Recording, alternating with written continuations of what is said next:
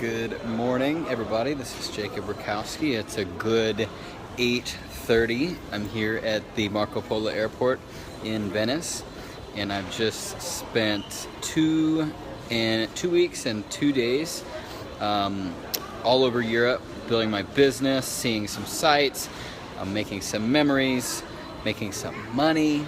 Guy just sneezed, bless him. And yeah, he's probably sad he has to go home, so he's allergic. But anyways, yeah, just spent all that time doing all of that fun stuff and seeing all kinds of beautiful sights. I landed on June 29th at 7 p.m. in Venice, went right to a business meeting. Had so much fun being able to speak and inspire a group of people there. Stayed the night there, spent the next night in Verona, which is about 2 hours away by train. Took a train there, had some delicious sushi, got a good night's sleep there, relaxed, rested, got up the next morning, took a bus with about 50 of my best friends to Milano, where we did a product launch for our business with over 1,000 people there, and one of our co-founder of the company we work with, and had so much fun doing that. From then, I caught up with some people, made some new friends, caught up with some old friends, took a trip on July 1st at night to London, landed in London. I got a good night's sleep there, woke up, had lunch, because I really needed the rest. I woke up and yes, I didn't have breakfast, I had lunch. And then went to another product launch for Europe with about 300 people in London. Then I had an opportunity to have an amazing sushi dinner with a lot of our business partners and friends. Amazing, so fun. Had a private meeting with our co-founder. And then, what happened after that? Oh, we all went out for food as a group. It was so much fun. Ate the most delicious Turkish food. Went to bed, of course.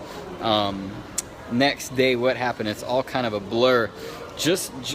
I did a yoga lesson. I did a yoga lesson in the park, right there in Hyde Park, on the river in London, and it was just absolutely gorgeous. People everywhere, sun shining super bright. Gosh, it was just so relaxing to stretch out like that. What else happened after that? What was Tuesday?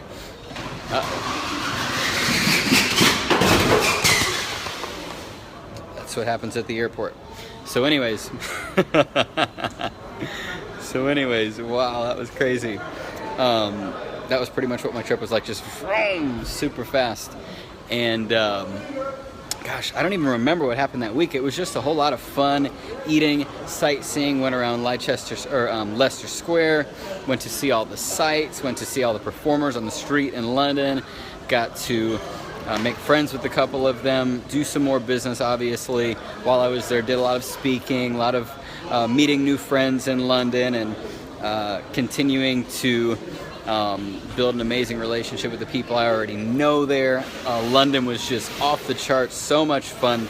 I was there for 6 days, and it was just a lot of fun, a lot of work, a lot of food, a lot of laughing. We just laughed nonstop there. For some reason, it's all blurring together for me because we had just so much going on there. Went to the park several times. It was amazing. I was actually scheduled to go to Romania on July 6th, but I woke up that morning and we had a lot going on in Ireland. So I said, and I miss you guys too, by the way. We had so much going on in Ireland. We had so much business going on there that I had to say, you know what?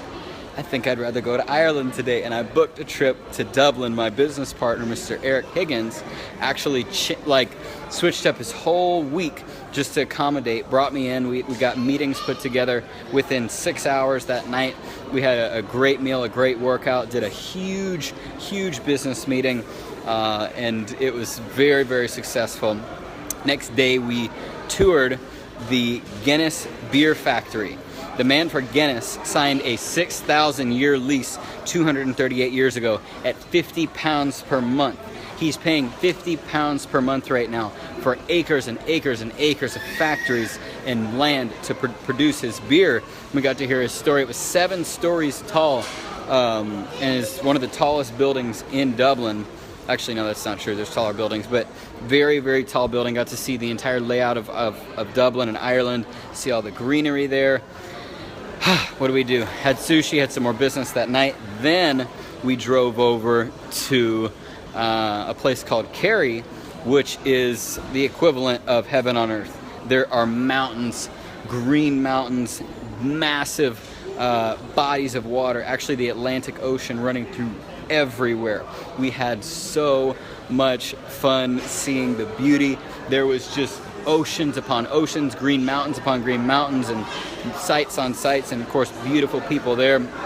Got to spend some time with some great business partners and family members there, and it was amazing. Then went back to Dublin, which is a 4-hour drive, slept 2 hours on July 6th, jumped on a plane on July 9th, jumped on a plane back to Venice, got to Venice, landed in Venice. A friend picked me up. We went and did a business meeting, ate some delicious food, played some beach volleyball, meditated.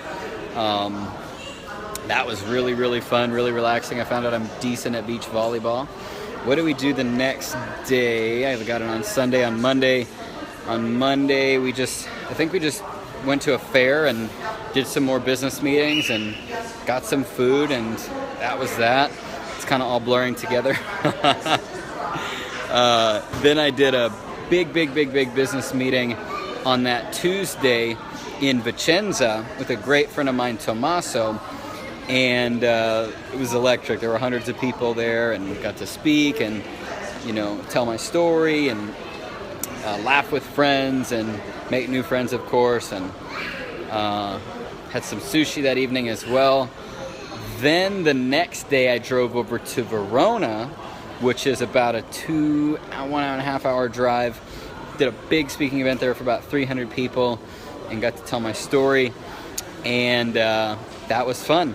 That night I drove back to Venice, which is a 2-hour plus drive, got to bed at 2:30 a.m., woke up at 6 a.m., arrived at this airport right here, and I got to the counter and they said, we don't find your reservation on our system. And I said, well, I guess I'm about to become Italian because I don't have a flight back, and I'm here. So, but through June 29th through July 1st, I was in Italy. July 1st through 6th, I was in London. 6th through 9th, I was in Ireland. And 9th through 14th, which is this morning now, I was in Italy, Venice, Verona, Vicenza. Wow. And I got 2 hours of sleep last night. I have no idea how I'm so wired up and fired up right now. It's probably just pure adrenaline. Whew. But I'm sure as soon as I get on this plane over here, I am just gonna sleep like a rock. I'm ready to get some shut-eye. Everybody who's perfect, better Wi-Fi. Anyways, anybody who's interacted with me in any way and made my trip, shook my hand, or had food with me, or were giving me a ride somewhere because I don't have a car here. I appreciate you. One more thing I wanted to share. The other day, I had a stay, and actually a tiny little beautiful villa in the mountains, tucked away on a mountainside overlooking all the mountains of Vicenza and Schio, and has a pool and just 2-story villa with big king-size bed and absolutely breathtaking views of Italy. It's all coming back to me now because it was such a fast but very deep and meaningful 2 weeks. So with all that said, from the bottom of my heart, everybody who's watched the journey, everybody who's been on the journey with me, everybody who's been just a part of this in any way, I appreciate all of you. I wish all of you that I visit on this trip would come visit me in America so I can take care of you as well as you take care of me. I come to Europe for 3 reasons. Number one, to learn, okay? I want to learn. I want to learn from people. people who are doing well in life. Number 2, I want to earn. I want to build business and be able to visit back more because I've built business. And number 3, to have fun, to make memories, to take pictures, to document this so all of you can see what it's like to live a free life, to have money taken care of, to have time completely on your side doing whatever you want, whenever you want, have health and be able to do these things, have joy and happiness and not be stressed. And finally, to experience the cultures and the different places in life that you've never been able to. And how do you do that? Residual income, network marketing, having an income that is not based on your current efforts but based on your past efforts. And if you continue to produce and build current efforts, an income for you and your family's future for generations to come. This live keeps cutting out, so I'm going to go ahead and end it. But you've got to find a way to create residual income. The world is changing. The normal 9-to-5 job is not paying what it used to. You've got to find a way to leverage yourself and get time so you can do these things that we're all showing you doing, but you've got to be the one that takes action and says, you know what? I want to go ahead and live that lifestyle. I'm not scared. I know it's going to take effort. It's going to take work. For me, it took years to start seeing some real fruit.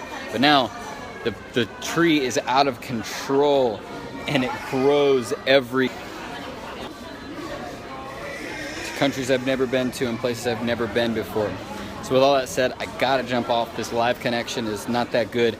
My flight is boarding, but I'm gonna be launching a nice video to show all you guys the amazing journey by video, and of course I'm gonna post some photos. But I want all of you to live this same lifestyle because my mission is not to make a ton of money. Of course, that's obviously helpful to do these things. But my mission is to help as many people as possible be able to live this life of total freedom, time, money, having a great spiritual life, having joy, having health, and being able to travel. My ultimate vision is to travel the world with 100 of my best friends and liberate as many from stresses they don't have to go through on a daily basis. All network marketing is sharing products or a business that you find valuable. Being a professional referrer, not a professional salesperson. 2 questions to close. Number 1, if time and money were no issue, what would I be doing right now? Number 2, what would having a residual income that covers all your bills and has enough left for savings, what would having that residual income eliminate in your life that's stressful that you have to go through right now? If time and money were no issue, what would I be doing right now? And what stresses would having time and money as no issue eliminate in your life? Ciao. God bless.